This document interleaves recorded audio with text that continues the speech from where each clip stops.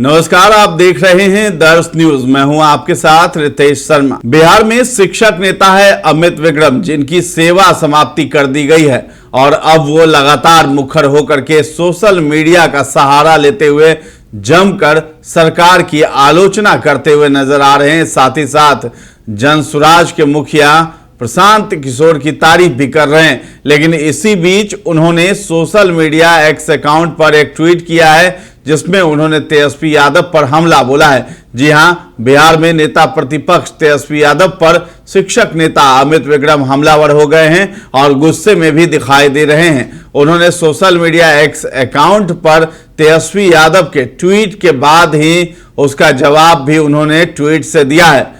तो तेजस्वी यादव जो है 42 सेक्रेटरी लेवल आईएएस के पोस्ट के बारे में उन्होंने बात किया था और उस पर जो है उन्होंने आरक्षण को समाप्त करने का योजनाबद्ध तरीके से जो आरक्षण को समाप्त किया जा रहा है, ऐसा आरोप जो है उन्होंने बीजेपी पर लगाया था, जिसके जवाब में शिक्षक नेता अमित विक्रम ने तेजस्वी यादव को घेर लिया है।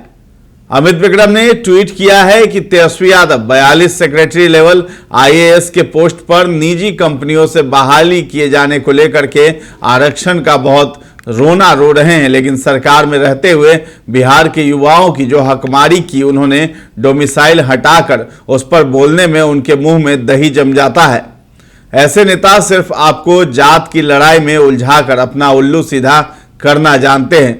60,000 से अधिक बिहारी युवाओं की हकमारी के मुद्दे पर चुप्पी और 42 आईएएस मामले पर खूब ढिंढोरा, ये दोहरी नीति क्यों तेजस्वी जी? तो ये सवाल किया है तेजस्वी यादव से कि 42 आईएएस की नियुक्ति को लेकर के आप जो है ये सवाल उठा रहे हैं और जो 60,000 से अधिक बिहारी युवाओं की जो हकमारी हुई है उसके मुद्दे पर आप चुप्पी क्यों साध रखा है आपने? और आप ही की सरकार में डोमिसाइल नीति जो है हटा दी गई थी, जिसकी वजह से शिक्षक जो है बाहरी जितने भी राज्य वहां से आए और बिहार में शिक्षक बन गए हैं।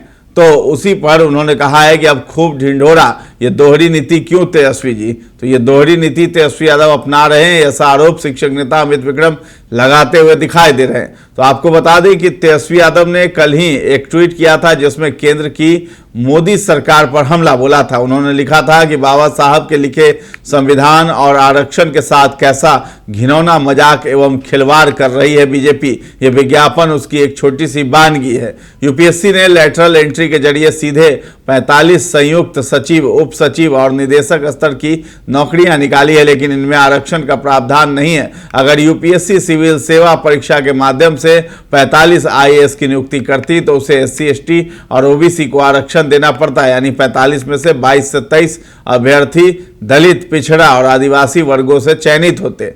मोदी सरकार बहुत ही व्यवस्थित, पद्धतिबद्ध, योजनाबद्ध और सातिराना तरीके से आरक्षण को समाप्त कर रही है। विगत चुनाव में प्रधानमंत्री समेत बिहार में उनकी पिछलग्गू पार्टियां और उनके नेता छाती पीट पीट कर दावा करते थे कि आरक्षण को समाप्त कर कोई उनका हक अधिकार नहीं खा सकता, लेकिन उनकी आंखों के सामने उनके समर्थन व सहयोग के बल पर वंचित, उपेक्षित और गरीब वर्गों के अधिकारों पर डाका डाला जा रहा है तथा कथित स्वयंभू ओबीसी पीएम समेत उनके साथ यूपी, बिहार, झारखंड के एससी, एसटी और ओबीसी नेता दुर्भाग्यपूर्ण रूप से ताली पीट ठहाके लगा रहे हैं। देश की 90% आबादी का हक खाने वालों को जनता माफ नहीं करेगी।